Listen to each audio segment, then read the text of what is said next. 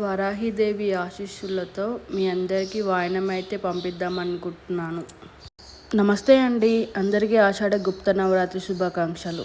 గుప్త నవరాత్రుల్లో ఇది మొదటి రోజు. అమ్మవారికి ఎంతో ఇష్టమైన రెడ్ కలర్ శారీ అయితే నేను కట్టుకున్నాను ఈరోజు.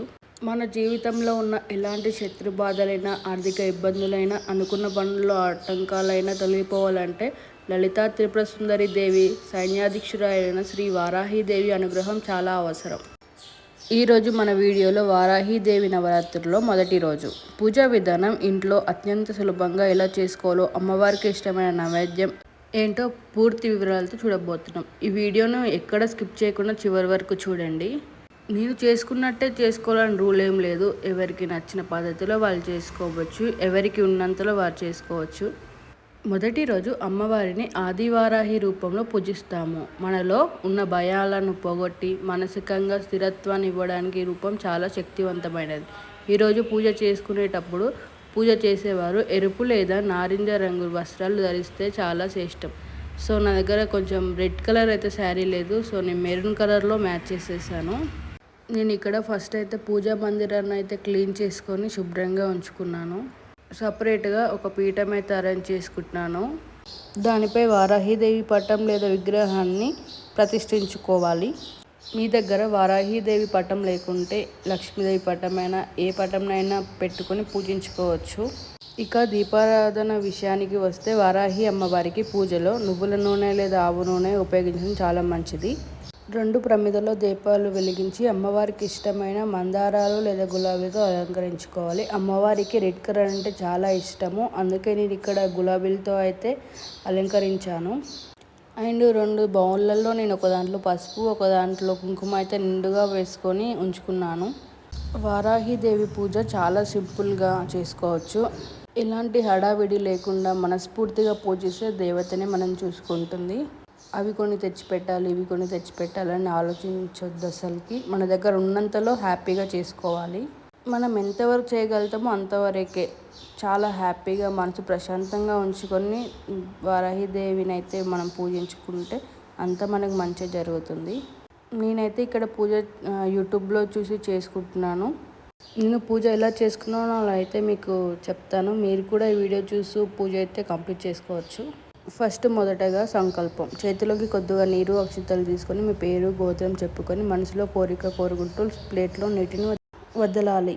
సెకండ్, వినాయకుని పూజ. ఏ పూజకైనా మొదట విఘ్నేశ్వరుని ప్రార్థించాలి కదా. పసుపు గణపతిని చేసి ధూపం ఇచ్చి చిన్న బెల్లం ముక్క నైవేద్యంగా పెట్టండి. అమ్మవారి అర్చన. ఇప్పుడు వారాహిదేవి చరణాల వద్ద కుంకుమతో కానీ ఎర్రటి అక్షింతలతో కానీ కుంకుమార్చన చేయాలి. నేనైతే ఎర్రటి కుంకుమతో కుంకుమార్చన చేశాను. కుంకుమార్చన చేస్తుంటే అత్యంత శక్తివంతమైన మూల మంత్రం నేనైతే డిస్క్రిప్షన్లో ఇస్తాను, మీరైతే చూడొచ్చు డిస్క్రిప్షన్లో.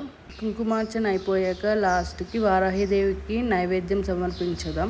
అమ్మవారికి భూమిపుత్రి కాబట్టి దుంపలు అంటే చాలా ఇష్టం, బట్ ఇప్పుడు నాకైతే అవైలబుల్గా లేవు. నేనైతే ప్రసాదంకి పాయసం అండ్ బెల్లం పానకం అయితే చేశాను.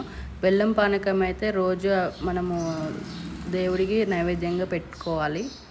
ఇదే పెట్టాలి, ఇవే చేయాలని ఏం రూల్ లేదు. మీ దగ్గర ఏది ఉందో అంతలోనే దేవునికి పూజ చేసుకోవచ్చు. మనం నైవేద్యం పెట్టిన తర్వాత ధూపం ఇచ్చి కర్పూర హారతితో మొదటి రోజు పూజ సంపూర్ణం చేసుకోవాలి. నేనైతే ఇలా కంప్లీట్ చేసుకున్నాను.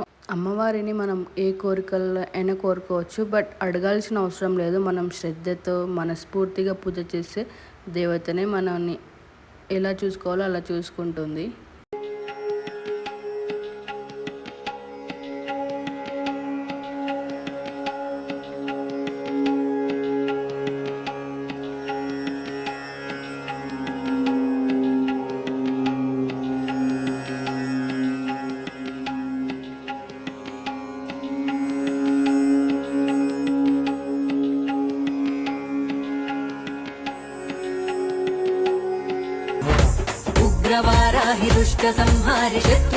చూశారు కదా నా మొదటి రోజు వారాహిదేవి మాత పూజను. చాలా సింపుల్గా, ఎలాంటి హడావిడి లేకుండా చాలా సింపుల్గా చేసుకున్నాను నేనైతే.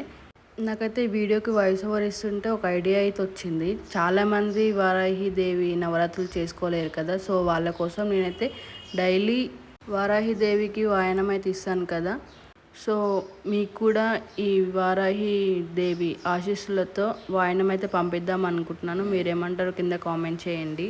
మీరు చేయవలసిందల్లా ఒకటే, మన ఛానల్ని సబ్స్క్రైబ్ చేసుకోండి అండ్ లైక్ చేయండి, షేర్ చేయండి అండ్ ఈ వీడియో కింద అయితే కామెంట్ చేయండి. ఈ 9 days నేనైతే కొంతమందిని అయితే సెలెక్ట్ చేసుకున్నాను, 9 peopleని. అండ్ నా వీడియో మీకు ఎలా అనిపించిందో కింద కామెంట్ చేయండి. నేను పూజలో ఏమైనా మిస్టేక్ చేస్తే నాకైతే కామెంట్స్ రూపంలో తెలపండి. నెక్స్ట్ డేకి అవి చేయకుండా చూసుకుంటాను.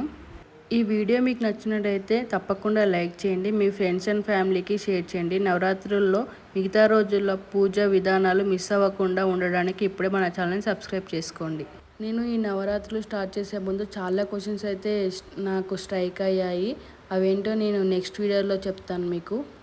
మళ్ళీ రేపటి వీడియోలో కలుద్దాం. అంతవరకు సెలవు. ఓం శ్రీ వారాహే నమః. ఓం శ్రీ వారాహే నమః. ఓం శ్రీ వారాహేం నమః. ఓం శ్రీ వారాహేం నమః.